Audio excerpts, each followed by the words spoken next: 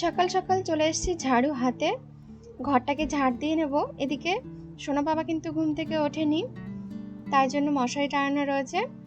আর বন্ধুরা, শুনেছি ঘুম থেকে উঠেই যদি কাউকে ঝাড়ু দিতে দেখা যায়, মানে ঝাড়ু দিচ্ছে এরকম অবস্থা যদি দেখা হয়, তাহলে নাকি দিনটা শুভ যায় বা দিনটা ভালো যায়। তো আমার কিন্তু এটা হয়, আমি কিন্তু এটা লক্ষ্য করে দেখেছি। যেদিন থেকে এই কথাটা শুনেছি, যেদিন যেদিন আমি দেখব কেউ ঝাড়ু দিচ্ছে, ঘুম থেকে উঠে যদি দেখি, সেদিন কিন্তু আমার ভালো যায়। তো আপনারাও খেয়াল করে দেখবেন যে এটা আপনাদের সাথেও হয় কি না। তো ঘরটাকে ঝাড়ু দিয়ে আমি পাপোশটাকে জায়গা মতো রেখে দিলাম। আর এখন চলে এসেছি ঠাকুর ঘরে। ঠাকুর ঘরে এসে গোপালকে কিন্তু আগে ঘুম থেকে তুলে মুখটা ধুয়ে দিচ্ছি, জল দিয়ে ধুয়ে দিয়েছি। আর প্রদীপটাকে ধরিয়ে নিলাম। প্রত্যেকদিন সন্ধ্যাবেলায় আসনের যে ফুলগুলো রয়েছে সেগুলো কিন্তু তুলে ফেলি। আর এই ঘট এবং মহাদেবের মাথার বেলপাতা বা ঠাকুরের চরণের তুলসী পাতা এগুলো তোলা হয় না। তো এগুলো নাকি তুলতে হয় না। তো আমি এখন গোপালকে জল দিলাম আর একটু বিস্কুট খাইয়ে দিচ্ছি। তো ভোগের থালায় কিন্তু গোপালকে যা কিছু নিবেদন করা হয়, খাওয়ার জিনিস সব কিছুতে কিন্তু তুলসী পাতা অবশ্যই দিতে হবে। তো এখন আমি মঙ্গল আরতি করে নিচ্ছি, গোপালকে আরতি দেখাচ্ছি এবং আমার আসনের সমস্ত ঠাকুরকে আরতি দেখিয়ে তারপরে প্রণাম করে নেব। আর প্রণাম করার পর তারপরে ঠাকুর ঘর থেকে বেরিয়ে যাব গোপালকে খেতে দিয়ে। Good morning friends, welcome back to my channel Dipshikha's blog. তো কেমন আছো তোমরা সবাই? আশা করি ভালো আছো। বন্ধুরা, আরও একটি নতুন ভিডিও নিয়ে চলে এসেছি। আর এখন সকাল 7টার মতো বাজে। তো আমি আগে বাসি কাজ করে তারপর জামা কাপড় ছেড়ে নিয়েছি। তো আমার ঘরটা ঝাড় দেওয়া হয়নি, যেহেতু আমার সোনা বাবা ওরা ঘুমায়, তাই আগে লাইটটা জ্বালাই না, তাহলে ঘুম থেকে উঠে যায়। তো তারপর ঘরটা ঝাড়ু দিয়ে আমি গোপালকে এখন খেতে দিলাম। আর তারপর কটা জামা কাপড় রয়েছে সেগুলো ভিজাবো, আর তারপর রান্না বান্না হবে। তো তোমরা ব্লগটা দেখতে থাকো, আশা করি তোমাদের ভালো লাগবে। ঠাকুরঘর থেকে গোপালের প্রসাদ তুলে চলে এসেছি ঘরে। এখন রাত্রে যে চিয়া সিডস ভিজিয়ে রেখেছিলাম সেই জলটাই খেয়ে নিচ্ছি। এটা প্রত্যেকদিন সকালেই খাই। আর তারপর চলে এসেছি কলপাড়ে, কটা জামা কাপড় ভিজাবো। আগে দুটো বেড কভার ভিজিয়েছি, এখন পরা যে জামা কাপড়গুলো সেগুলো ভিজিয়ে দেবো।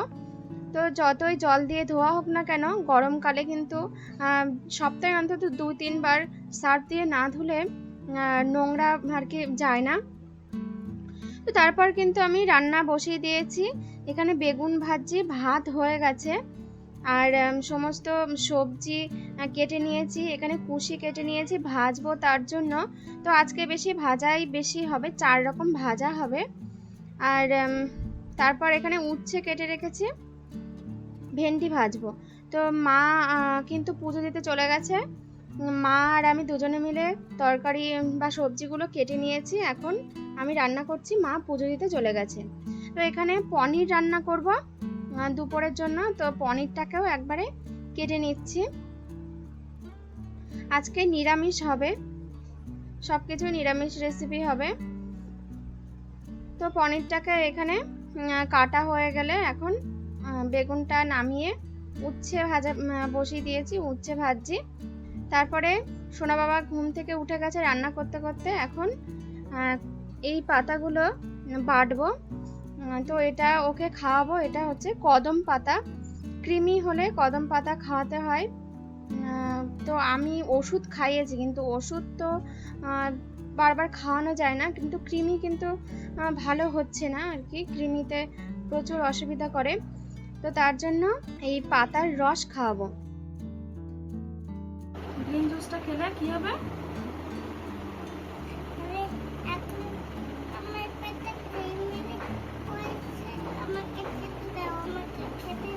হ্যাঁ, খেতে দেবো তো। এটা খেয়ে নিয়ে তারপরে তোমাকে খেতে দেবো না।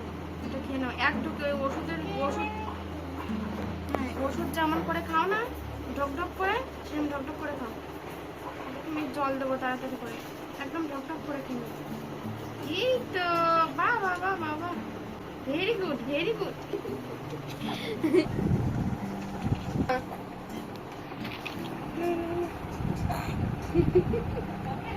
হ্যাঁ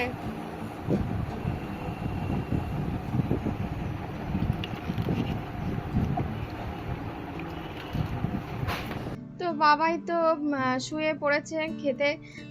তোমরা দেখলেই কি করছিল। তো যাই হোক ভালোভাবে খেয়ে নিয়েছে। আর ও ভাবছে যে মা এটা কি খাওয়ালো। কি করছো বাবা তুমি? এই ট্রেন পড়ে গেল, ট্রেন পড়ে গেল। এটা কি ট্রেন? কি ট্রেন এটা? বুলেট? আরে প্লেনগুলো ভেঙে গেছে কেন? প্লেনগুলো কি ভেঙে গেছে? না এই ডানাগুলো লাগিয়ে দিলেই হয়ে যাবে না?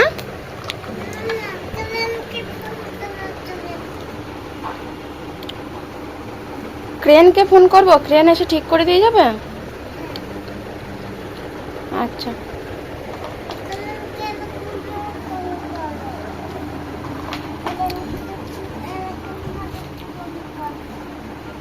আচ্ছা। তো তারপর ওকে এখন ভাত খাওয়াচ্ছি। তো বন্ধুরা ওর মুখে নিশ্চয়ই খেয়াল করেছো যে বিড়ালের গোঁফ আঁকা, নাক আঁকা।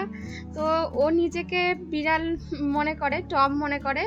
তো সেজন্য ও রাত্রেবেলা মানে গতকাল রাত্রে ও বলছে আমাকে একটু বিড়াল এঁকে দাও, আমার মোচ করে দাও। তো সেই জন্য ওর মাম্মাম ওকে বিড়াল সাজিয়ে দিয়েছে। তো সেটা এখনো রয়ে গেছে, স্কেচ পেন দিয়ে যেহেতু লেখা সেজন্য দাগটা রয়েছে। তো ওকে আমি এখন খাইয়ে দিচ্ছি। ওকে খাওয়ানোর পর আবারও চলে এসেছি রান্না করতে। তো এখন পনিরটাকে রান্না করে নেব। পনিরটাকে ভেজে নিচ্ছি। আর পনির হালকা করে ভেজে নিয়ে তারপর কিন্তু উষ্ণ গরম জলে ভিজিয়ে রাখবো। এটাতে পনিরটা সফট হয়, শক্ত হয়ে যায় না। তো বন্ধুরা এরপর আমি এখানে কড়াইতে তেল দিয়ে দিয়েছি, শুকনো লঙ্কা আর কালো জিরে দিয়েছি। এখন পুঁশিটাকে ভেজে নেব। আর এদিকে আরেকটা কড়াইতে আমি যে কড়াইতে পনির ভাজছিলাম, পনির ভাজা হয়ে গেলে তার মধ্যে আলু দিয়ে দেব, আলুটাকে ভেজে নেব। তারপর এখানে ভেন্ডি ভাজছি। তো ভেন্ডিটা কিন্তু হাই ফ্লেমে ভাজতে হয়। তো হাই ফ্লেমে ভাজলে কি হয় যে ভেন্ডির যে নালা নালা ভাবটা থাকে সেটা থাকে না, ভেন্ডি ভাজাটা ঝরঝরে হয়। খুন্তির গায়ে যত যে নালা যে বস্তুটা সেটা লেগে যায়। তারপর এখানে দেখো পনিরটা বসিয়ে দিয়েছি, ধনে জিরে পেস্ট দিয়ে দিয়েছি। আর লঙ্কা, হলুদ, লবণের একটা জল দিয়ে একটা পেস্ট বানিয়েছিলাম সেটাকে দিয়ে দিলাম। আর বাদামের পেস্ট দিয়ে দিয়েছি, কাজু বাদাম। তো এই মশলাটাকে ভালো করে কষাবো। মশলাটাকে কষানো হয়ে গেলে যখন তেল ছাড়তে শুরু করবে তখন এর মধ্যে আলুগুলোকে, ভেজে রাখা আলুগুলোকে দিয়ে দিয়েছি। আলুগুলো দিয়ে একটু নাড়াচাড়া করে তারপর জল দিয়ে দেব আর পনিরটাকেও দিয়ে দেব। আর এর মধ্যে কাঁচা লঙ্কা দিয়েছি, শুকনো লঙ্কা অল্প করে দিয়েছিলাম, যেহেতু ঝাল হয়নি তাই এর মধ্যে কাঁচা লঙ্কা দিয়েছি। তো এই যে আমার তরকারি হয়ে গেছে, নামিয়ে নিয়েছি। আর রান্নাবান্না করার পর এখন চলে এসেছি ঘরটাকে গোছাবো। আগেই তো ঝাড়ু দিয়ে বেরিয়েছিলাম, কিন্তু বিছনাটা তোলা হয়নি যেহেতু সোনা বাবা পরে ঘুম থেকে উঠেছে। তো এখন বিছনাটাকে তুলে বিছনাটা কিন্তু ভালো করে বিছনা চাদরটাকে টান টান করে দিয়ে ঝেড়ে নিচ্ছি। ঘরের যদি বিছনাটাকে ভালো করে পরিপাটি করে রাখা যায় তাহলে কিন্তু ঘরটা দেখতে সুন্দর লাগে।